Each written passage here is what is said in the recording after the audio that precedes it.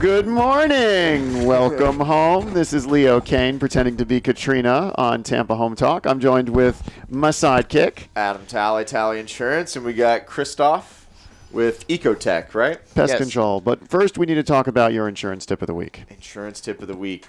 Get it. No. Well, it's funny. We were talking about the contract and everything last hour, and get closer to the mic.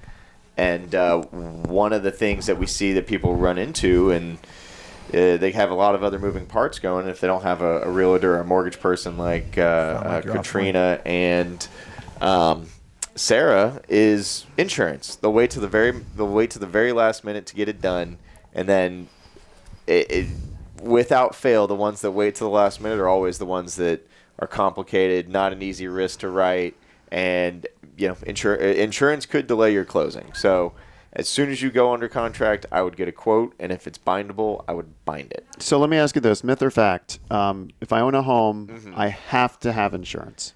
Myth. You only have to have insurance if you have a mortgage. I would recommend having insurance regardless of if you have a mortgage or not, but the mortgage company is who is requiring you to get insurance. Myth or fact? If I have to have insurance, someone has to write it. Correct. Oh. So let's say all the normal companies don't want to write insurance. Where am I getting my insurance from? Lloyd's of London. Lloyd's of London. Yeah.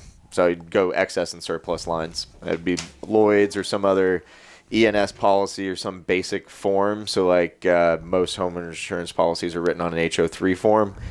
We can write it on an HO8, which is going to be basic. It's going to be more stripped down. You're going to, instead of telling you what's excluded, it's going to tell you what's included. So you assume everything else is excluded. But, broader appetite. So it's an option. Myth or fact? I've had a sinkhole on my home. It's been remediated. I can't get insurance. Myth. You can get insurance. Oh. Fact. You can get insurance. Now, it'll be through Citizens or... Exactly. I have one other carrier that'll do it if it's been remediated, but you can get insurance. Now... Oh, I have to come in. Well, let me say one thing here. Adam Tally, he is so correct on all of this, and not only is Myth. he well-versed in the insurance, he saved me a bunch of money. Myth or fact? If there's a storm... in the Gulf, I can get insurance written. Myth. That was going to be my next part. That was going to be the next thing I was going to say, actually, as we were talking about binding your insurance. Now that we're in hurricane season, especially now that Citizens has become probably the most competitive carrier as far as rate is concerned. Citizens, if there's a hurricane anywhere in the box, right? The box. Anywhere in the mythical Citizens box, any named storm, we can't write coverage. So even if it's going to hit the Panhandle and you're in Miami, or vice versa, the storm's not even coming close to you, still can't write it. So okay, one last bind it early. Myth or fact? It is often cheaper to bundle home and auto insurance together. This is where we started this hour? Yeah, it's a myth or fact segment. It's a myth or fact segment. Well, I would say the best thing for you to do is to go to an independent agent like myself that has many options. Now, I can bundle you, but generally speaking, I can save you the most money by finding the two carriers that fit you best, not trying to squeeze you into a bundle. So bundling doesn't really save me money. It can if that carrier is the best for both of those products, but we can bundle with Progressive, we can bundle with Allstate, Nationwide if they ever decide to write homeowners insurance in our area again. But generally speaking, the only benefit is if you drive your car through your house, you have one company handling the claim. That's the true benefit Sounds of like it. Fun. One deductible is how Progressive sells it. One last one before Katrina hijacks us. Myth or fact? If I'm a renter, I don't need insurance. That depends that depends on your lease agreement. No, I would say always get renter's insurance. Oh, I would recommend always getting renter's insurance, but it definitely depends on the lease. Your lease agreement will tell you if you have to have it or not. Well, I'll give you a fine example. Sarah Cricky. It's been hijacked. Well, I'm going to share a story. I always have a story. She was renting a property, and the homeowner's dishwasher caught fire. She was out of town, and it the whole house, like smoke and water damage. So pretty much all of her furnishings, all of her clothing, everything was ruined. Myth. Very few things she could clean. No fact. That is absolutely a fact. That's why you need renter's insurance, and renter's insurance is so inexpensive. Very cheap. So Now that's a good bundle. What was one last one? I guess I have one last one. I'm I'll a allow renter in a condo that has a master condo association policy. Myth or fact? The owner of the unit who doesn't live there needs a policy, and the Yes. renter needs a policy because Correct. they're not covered by the other two policies. Correct. Nice. Yes. Facts. Everybody needs insurance for their stuff, okay? And if you can own it or get sued for it, we can help you out. Or if you don't want to lose it. Right. Right? All right, let's talk about the building collapse. I know you can't wait. Well, Surfside. okay. Don't be excited about it. I'm not excited about it. It's a tragedy. It So is a Surfside, Florida building collapse. Miami pro sports teams and then helping hand to communities in need. So talk about this. What happened? Okay, This was yesterday, right? Yeah. Well, I guess it would be the day before yesterday. Wednesday 1:30 in the evening, morning. yeah. 1:30 in the morning, Thursday morning. Actual Thursday morning Actual or like Thurs- overnight? The overnight into from Wednesday to Wednesday Thursday. Okay, 1:30? Yeah, 1:30 in the morning.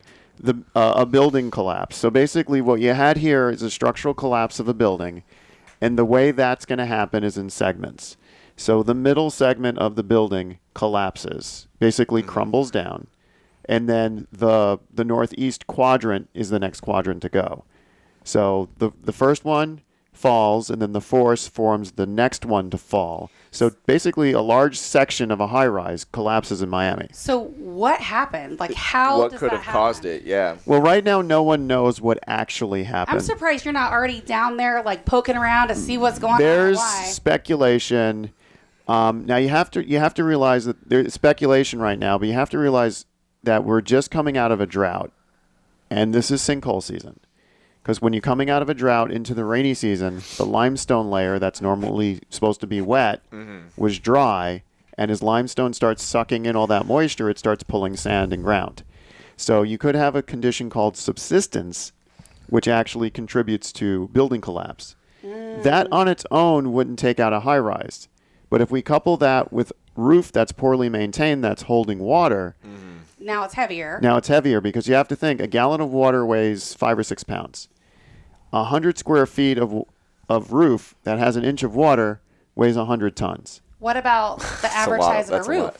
Well, this is a high rise, so you've got to think this 10,000 square feet. Yeah, at this least. roof might be 10,000 square feet. So if this roof is holding water in the center, you've got all this extra water in the center coupled with this rainstorm, which is now causing the limestone to suck sand down. That extra weight can't then be supported. So the combination of the two could they haven't proven it, could theoretically make a building. Is that your That's in your his theory. professional That's- opinion? and- Is that what you believe That could is have happened? That is my theory right Okay. now. What are other What do you- theories that are out there? Oh, other theories are as crazy as a bomb went off in the building. That is Or lightning struck the building. or lightning struck the building. Someone saying What about this? Wait, let me ask you this. Could the lightning- buildings next door. The buildings next door. What concern do you think there is with the buildings next door? Well, if it is subsidence, which is a sinkhole collapse or shifting ground conditions, there is danger that if there is a legitimate gap or void in the ground, that it could grow. I mean, we all saw what happened at Land O'Lakes in 2015 Yeah, I think it's at huge. Lake Pageant. It just kept growing. So that is a concern. Well, there was a backstory behind that. Did I ever tell you that? Yes. Okay. Yes. What was the backstory? They knew about it for like a decade. No, it Same, goes further same back with than this that. one. Same with this one. In the 90s, they reported this morning that the ground was studied because they found shifts in the ground to this building. So the the Land O'Lakes 90s. thing goes Wow. back further It's because good intel. I ended up talking to a realtor that was a realtor like 40 years ago when Lake Pageant was developed, and she said that that particular area, the builder was never really supposed to develop on it, yet they Yes. did backfill, and they basically built on it anyway. Yeah, they reclaimed a lake, and then that lake reclaimed the subdivision. Right. And so basically, what happened after that was the last time the property changed hands, what does somebody like me do? I look it up in MLS right away to see what's in there. And as I went back through, I knew some of the engineers, so I called him and I said, hey, what was the deal with this? And he goes, well, we recommended underpinning and grouting, and the homeowner only chose to underpin and not grout. So you have a huge void that's continuing to get bigger, and that's why you saw what you saw. And that changed, after that changed the way the state acknowledged sinkhole repairs. They say you have to do the grouting. Ooh, let's talk about that when we come back. Yeah. Sure. Catastrophic. 813-377-2775. We'll be back.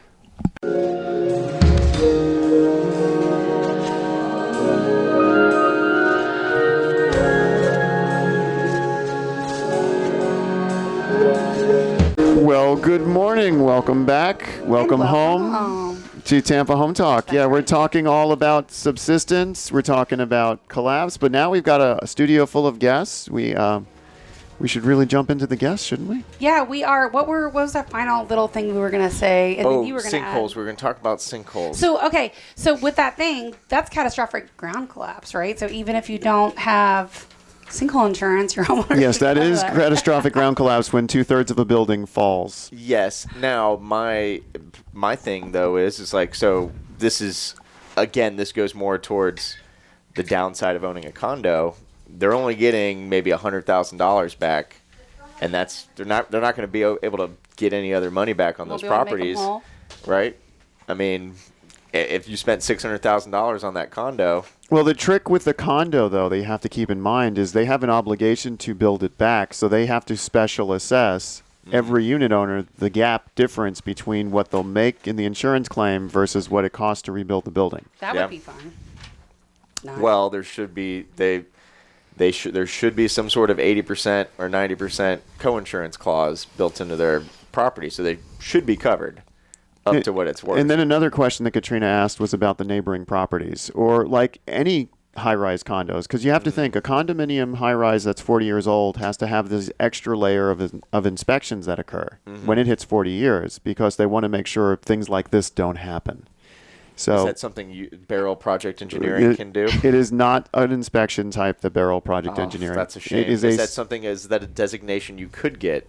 It is. It's a specialized inspection. It's called a threshold inspection, and you have to. It's a really hard license to obtain, endorsement to obtain in the state of Florida.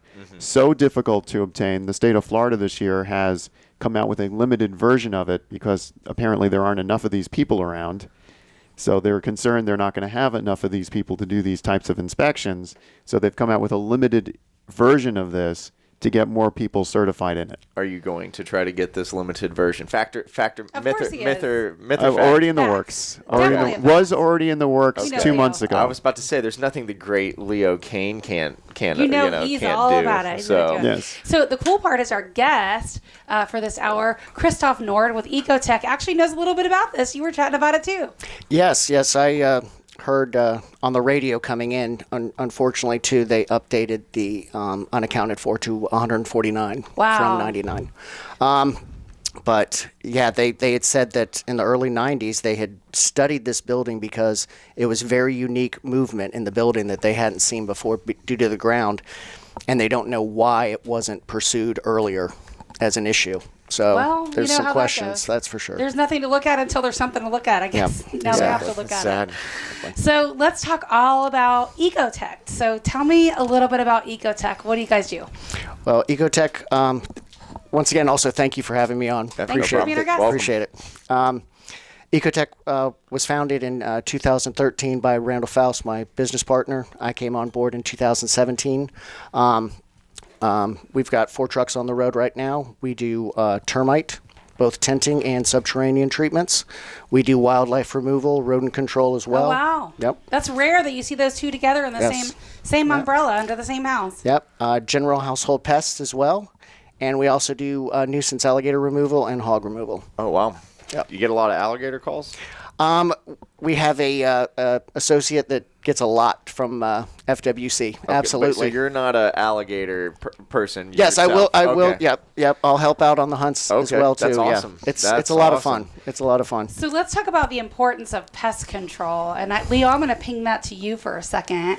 As an inspector, the importance of pest control, and then we'll let Christoph tag on that. I mean, homes have wood. Myth or fact? Which is now 4 times more expensive than it was a year ago. Yeah. But homes have wood. Homes have technically dead wood, and termites want to return those nutrients to the soil. So termites will be a natural occurrence where you have dead wood, and companies like Ecotech try and prevent the natural cycle from happening. Does Beryl do WDO inspections? Myth. You need to have a separate license to do that. And your inspectors do not obtain this higher classification? What's strange about, and I say it's only strange because of the way Florida works. In every other license in Florida, if you have the ability to do something, you don't have the ability to assess something. Okay. Except for pest control. In order to assess for pest control, you have to have the license to treat. Really? That's different because like in mold, you can remediate or you can assess, but you can't do both. And it's to keep the insurance hands separate so you have neutrality there. But with pest control, in order to assess, you must have the ability to treat. So you can do the WDO. Correct. Okay. The other thing that we see too, and I know Christoph will probably tag on this because you guys commented on it a lot in inspection reports, is trees and foliage and that kind of stuff being too close to the home actually creates a little bit of a bridge for the critters to get into your home. Called a vector. Yep. Okay. Vector. Yes. Bridge. 10 also. minutes of contact time. Yeah, 10 minutes of contact time. That's for mold. Full circle. So talk about the importance of pest control, especially as it relates to that with it being untreated. Yeah, general household pests, you want to keep all your plants, your trees, and all of that off your house. Because what we do is we come in with a perimeter treatment around the base of the house. If you have a tree going up that's touching the roof of your house, you got ants coming up that tree and then into your house, stuff like that. You've got to be careful for. A little bridge. Piles of wood. A vector. Yeah. Piles of wood, for a fireplace or a fire pit or something stacked close to the house. That's inviting termites to come Put as it well. as far away from the back corner. What's too close? What's advisable? Good question. Yeah. You want several yards away. Yeah, Okay. 10, 20 yards away. from the Preferably house. your neighbor's yard. 10 to 20 yards away. That's like bigger than most backyards. Yeah, so the furthest you can. So how frequently should an exterminator come to your house, or like what do you recommend, and what's like the minimum? For residential, we recommend quarterly pest control service every 3 months. And what we do is an initial on the first service where we come into the house, assess, do any treatments on the inside as necessary. We're environmentally friendly, very conscious about that, so we do as little chemical on the inside as possible, and then do treatments around the outside. Commercial, we do monthly mainly. Because people are messier at commercial settings. They don't clean their dishes. They don't take out their trash. Am I right? Yeah, that never Part of it happens too. here. I'm just And a saying. lot more traffic, a lot more people coming through. So, a question for you. Whenever you said you're eco-friendly and that kind of stuff, how does it relate to dogs, right? Because that's every dog owner's worst nightmare, right? And you don't want your dog getting lick too the close, pest but you control. see the little thing on the side of the road. What do you guys use, and what's the standard They to use keep your dog anteaters. safe? Yeah, the biggest thing is placement. So Okay. crack and crevice treatments, places behind stoves, fridges, dishwashers, away from any pets or animals to get to them. Okay. But all the chemicals we use are so extremely safe now. Okay. I mean, the industry has really come a long And ways. just once it dries, you're good. Yeah. So I have a couple questions going back to like the quarterly thing, right? For homes, not everyone does that. So can you tell me how much it is if you're on a contract, or just like you say, all right, we're going to do it quarterly. What does that cost as opposed to like if someone does it annually, and is annually enough to find anything major? We prefer quarterly. It basically works out to about the same. So you're looking at, for an average house, you're looking at $75 quarterly. If you're looking at an annual contract, you're still going to have that $300 for the year.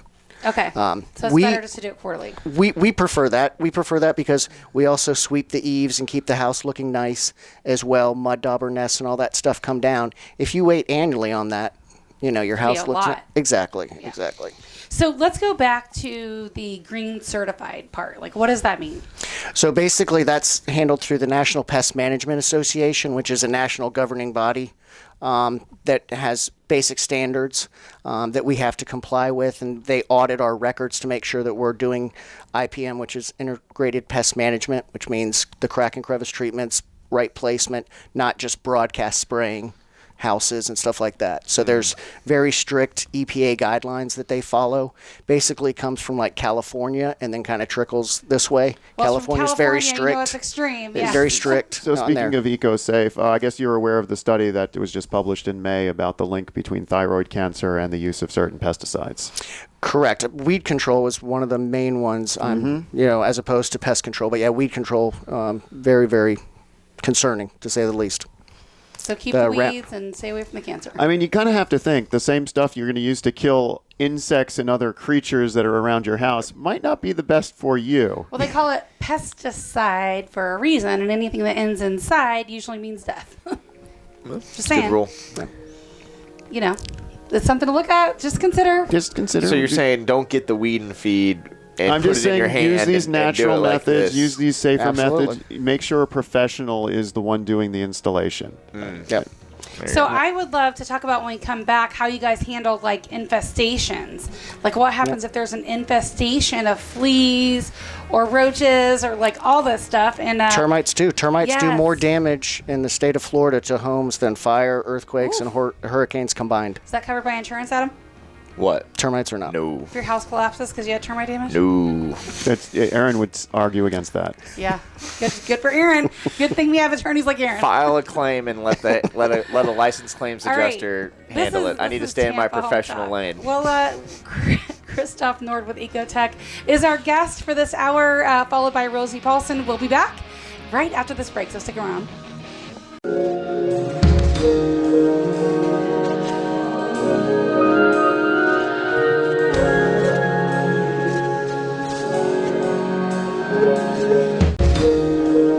Welcome home, Tampa Home Talk, rounding out the second half of the second hour here at the second Friday of the month. We see some crazy stuff. Like literally, we had a house not too long ago. It's actually the fourth Friday, but The buyer wanted to renegotiate because the fleas were crazy in there. We've had other ones my where goodness. the roaches were so bad they were like falling in your hair when you go in the property. we've had houses we've inspected that were so infested with fleas we just packed up and left. You're like, nope, not doing Nope. this. Yeah, these are vicious because Yeah. they'll bite humans too. Oh, absolutely, absolutely. And we work with several large companies that have like thousands of rental properties throughout the state of Florida. And the renters will move out, and we'll have to come in and do clean outs for roaches and fleas. So what do and- you do about that? Like, how much does it cost? How long does it take? Is there times that like the first treatment is just not enough? Yes. I would say especially for roaches, right? Maybe fleas If too. the word is the infestation, I've seen it as far. I've seen a property that needed 3 flea treatments to get rid of the fleas. Yeah. They seem to be tougher than roaches. or the whole thing tinted. Yeah, there's a lot of really good chemicals out there now. A lot of advances in technology. Flea treatments have gotten a lot better. A lot of the chemicals that they have now is a one kind of shot where you also have a growth inhibitor in it because remember, fleas are constantly laying eggs. They're in a larva stage, and then they're fleas. So a lot of the products in the past would just kill the adults. Then the fleas would hatch, the larva would grow, and the cycle would just start back again. So what are you doing to get rid of those? We've come a nasty long bugs? way since tomato soup. Yeah, so now we've got some really good chemicals where we come in, and it's basically cost will always depend on the size of the home. But you're looking at probably on average about $250 for a flea treatment for an average size house. But do you think the first one gets it or no? It's gotten a lot better, Okay. and we've had some pretty good success on a first treatment. Sometimes we will need to do a follow-up, and we'll usually just do a follow-up to inspect. But a lot of times with the new stuff that we're using, we haven't had to have follow-ups and other treatments. That's good. Because of those, and you only have to leave the house for about 3 hours. Do you include that, like if you have to come back, or is that a separate? No, expense? we would include that if we had to come back. Absolutely. That's Absolutely. good. So what all kind of inspections do you guys do? WGO is the main inspection that we do, which is wood destroying organism inspection, looking for termites, either dry woods or subterraneans. There's other wood destroying I organisms. was like, there's more than 2 kinds of termites. Yeah. Well, there's definitely formosan and stuff like that. Yeah. Formosans are the very aggressive ones that can really do some damage. We've had houses where we've had to tent as well as do a liquid treatment and Wow. bait stations for formosan termites. What- They'll make what a is- house look like Swiss cheese. What does that cost? That'll also all depend on on the kind size. of the square footage of the house. I mean, tenting Let's we say just the average size house, which is like 2,000 square feet. Or is that pretty average? Yeah. yeah, kinda average. Well, then you've got a calculate crawl space. There's a crawl space because that's going to take a lot of the gas. If the house is on the water, the tide will pull gas out of the tent. So you've got to calculate all those things as well. But an average house, you're looking anywhere from, $1,000 to $2,000 in a tent. Mm-hmm. Yeah, because like with Vicane, which is the gas they use for pest control, it gets pretty inert pretty fast. So it goes up into as soon as it leaves the tent, it's pretty useless. Yep. So what type of evidence do you see when someone has termites? And by the way, we were talking contracts the whole first hour. So that due diligence period that you have to actually get your inspections, that means all of them. That means your inspection with Leo, your inspection with you. And if you need any additional inspections from other contractors like electricians or plumbers, they all have to come out within that 7 or 10 days or whatever that time frame is. Yeah, absolutely. One of the first signs that we look for when it comes to termites is for drywoods is frass, which is their droppings. Poop. Yes, their poop from eating the wood. The other thing you look for is wings around window seals and stuff like that, because once they swarm, they're going to go towards the light, windows, stuff like that. So you'll find wings and stuff like that. Those are the main signs for that. When it comes to subterraneans, you're going to look for mud tubes, anything like that, because they'll need moisture. So subterraneans will bring mud and dirt up from the ground. You have little piles of dirt by your baseboard. That's probably subterranean termites. Yep, and we'll make little mud tubes going into the structure.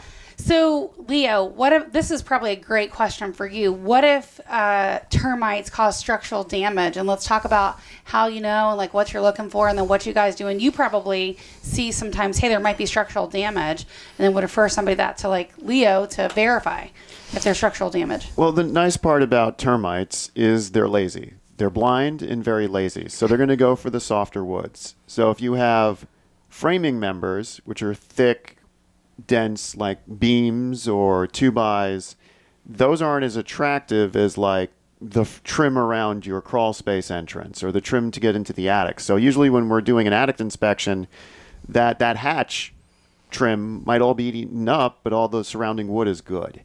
So looking for structural damage, we're going to do a pick test. We're going to be looking for percentage of loss. It's like if you took a broomstick and snapped it in half, that's a section. We're going to look at percentages on how much of that section is eaten up.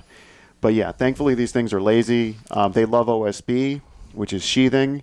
So if they have OSB versus 2x framing, they're always going to go for the OSB. What's OSB sheathing? Describe that. That is basically it's particle board for your house. Yeah. And where would you see that? In the attic, on the walls, basically wherever there's framing, the thing that keeps the framing in place. So this is like that older siding, right? That's kind of No, it's the newer stuff. The older stuff is plywood.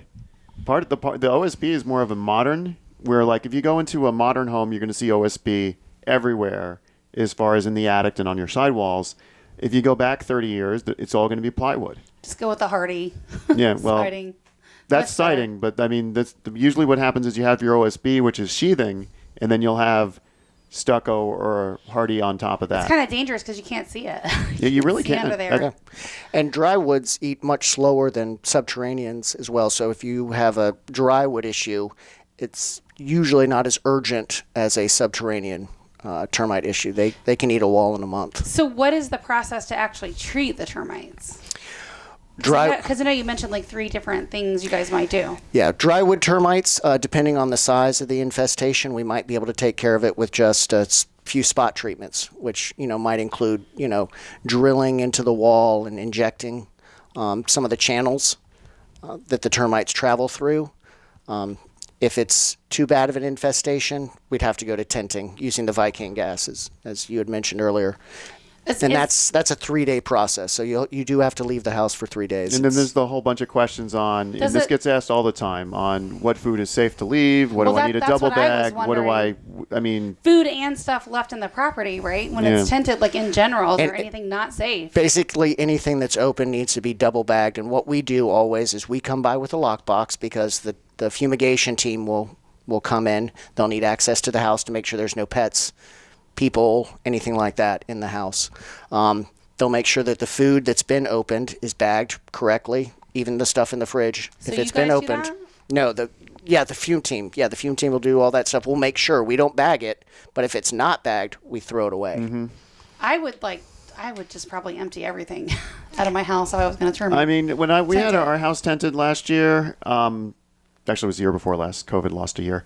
The year before last, we double bagged most stuff. I mean, certain stuff like it was in a sealed container, sealed jar, never opened plastic containers. I'm thinking pack everything like you're moving and just get it out. It's really there's a lot. You got to think about your makeups. It's not just food. Your makeup, Leo, specifically? Medications, stuff like that.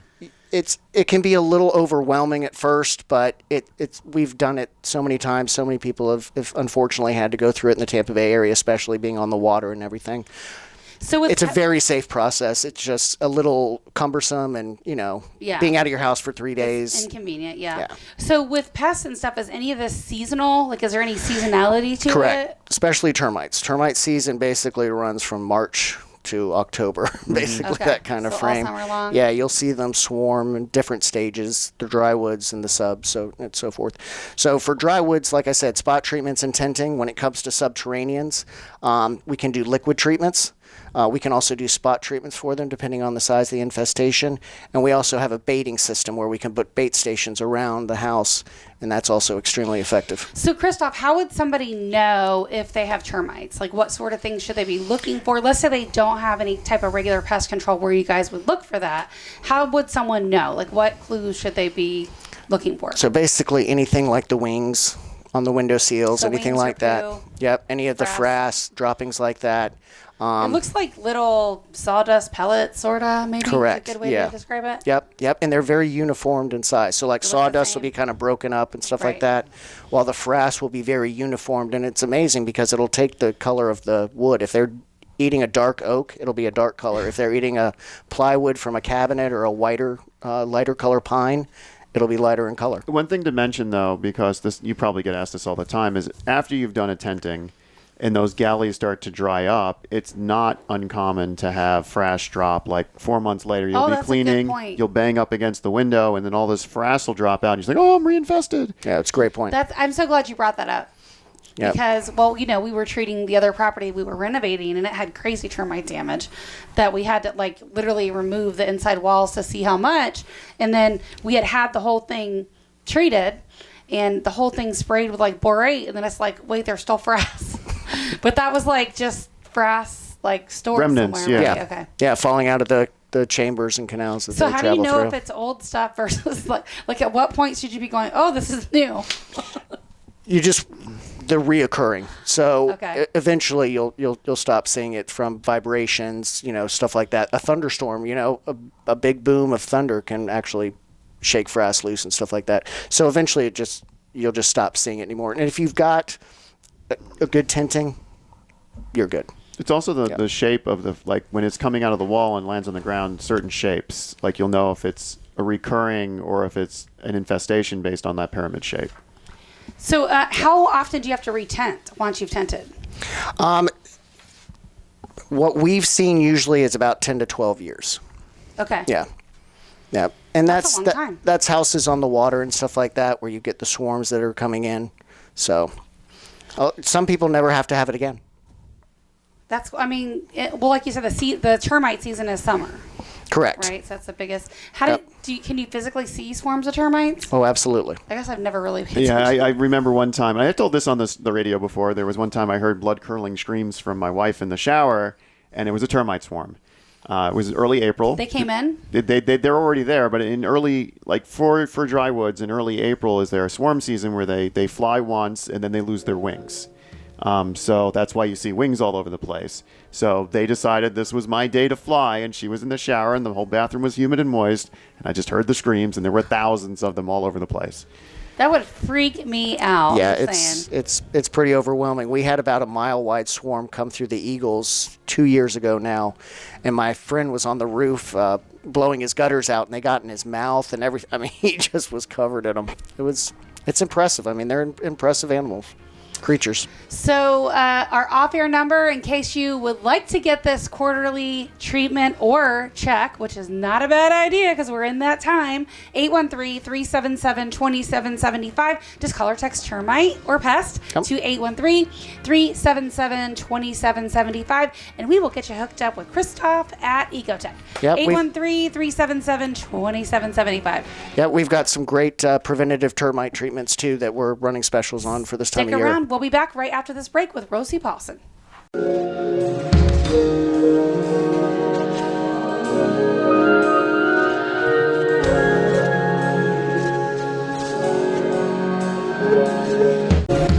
And welcome back and welcome home. This is Tampa Home Talk. We're so glad you're here. Thanks for listening to Tampa Home Talk on Money Talk 1010 Tampa Bay's business address. And our next guest for this final segment is going to be Miss Rosie Paulson with Rosie Paulson Enterprises, and definitely a friend of mine. Love you to pieces. Let's talk a little bit about yourself, what you do, and then we'll talk about one of your newest adventures. Well, and welcome to the show, by the way. Alrighty, thank you for having me here. And I don't know you, but nice meeting you. Now you found Rosie, and you found Rosie too, Christoph. So I'm originally from Ecuador, and I've been living in this amazing country for about 33 years. So I've spoken more. I'm gonna have to slow her down so she's not Spanglishing it up. Exactly, right? But I started owning a agency. I started my entrepreneurial business in 2009, and since then I have built 3 thriving, successful, and profitable businesses without a college degree. I have a license, but one of the things that I share with people is that we all have what is called ñeque. And ñeque is a Quechua word that means grit and resilient. So when you have a mindset on something, this grit and resilient is what's going to keep you going every single day, even with you're alone and nobody's there with you. So I share those experiences in my book, and now I encourage others to find their best selves, their purpose, persist, persevere, and pivot into a happy life. We're going to talk about your book in a minute for sure, but let's chat a little bit about Medicare, right? Because we do talk about all kinds of stuff at Tampa Home Talk. Our mission is always stuff in the homeowner space, and keep and maintain great credit, live within your means, build wealth, and anything to make your everyday life better. So let's talk about Medicare. It's the stuff that like nobody knows about and how it works, and some of the things people should know. Yeah. So that company is called actually SNR Services, and it came to know that when I started in this industry, actually there were not that many women in this industry.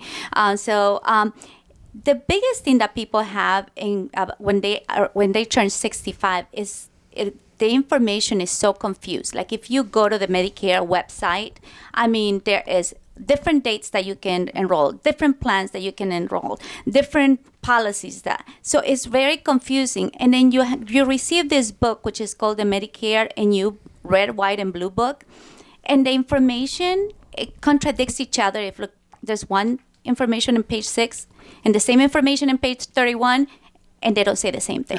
So how do you make heads or tails of this? Exactly. You have to have it. Again, because I'm the person that I have been doing it for so long, since 2004, I believe, there's nothing that I have not really pretty much not encountered, because that's the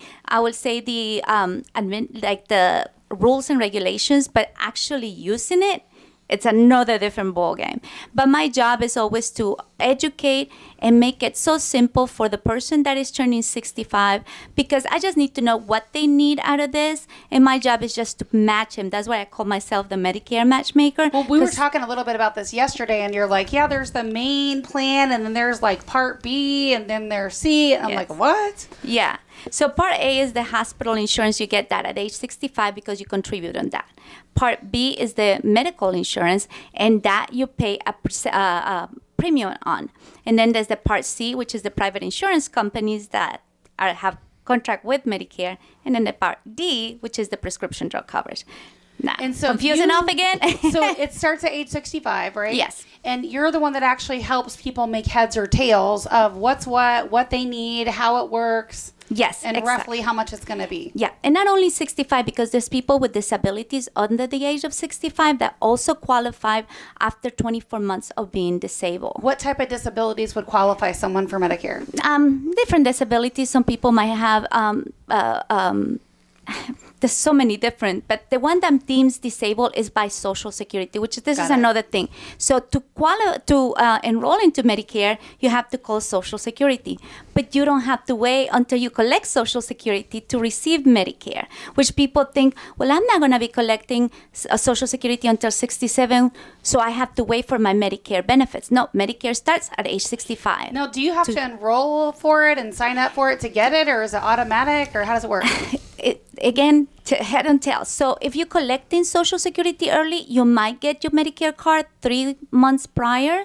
But if you're not, some people get it, and some other ones you have to call Social Security and enroll the first time. So a better question would be, at what age, assuming there's no disability, should someone start checking into this and getting more information? 64 and a half. I get people that call me at 63, at 64.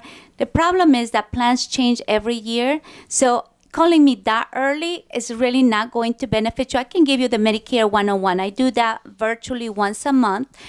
So that's basic. But the reality is that I will not be able to share any benefits with you until you are about 64 and a half to see. And your services don't cost anything. Yes, because I get paid by the insurance company, and I get paid the same way. So one of the things that I tell people is, doesn't matter who you go to, because my relationship is with you. I want to make sure that you're in the right plan, because we stay friends forever. But I get paid the same amount by whatever insurance company. So I recommend if you're knocking on the 64 and a half and you want to get some information, or you're someone that is disabled looking for these benefits, call or text us at 813-377-2775, and we'll get you connected with Rosie. She can answer a lot of those questions. And again, that's our off-air number, and you can call or text us at 813-377-2775. So let's talk about the book real quick, because we don't want to run out of time on that. So you are a recent author, just like me. We did it around the same time, and the book is called Neque, which is Neque, which stands for Resilience and Grit. And so let's talk about the book. What's in it? Who's it for? Who's the ideal reader?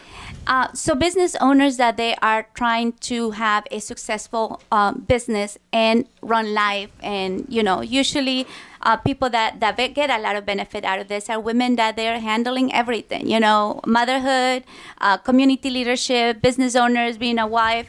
But it also has actionable tips that you can use immediately just by looking at just by reading the information that is there. But it is part of my entrepreneurial journey, where I came to this country, and really culturally sometimes I did not know where to go and where to find help. But I have been blessed with amazing mentors and amazing people. I can walk into a room and pretty much everybody says, "What can I do for you, Rosie? Can I help you?" And I'm not ashamed to ask. I say, "I need this," and I usually been given that. Very few times people have said no. And it's okay. I just said, well, there's another way. Where's the best place someone can get your book?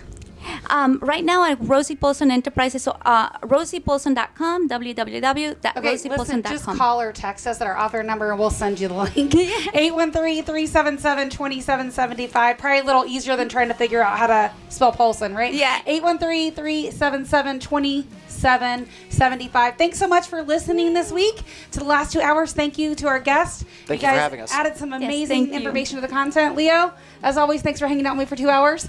And Adam, we missed you already. So love where you live, or we'll fix it. And we'll be back for 2 more hours next week. Bye. Ciao. Love where you live.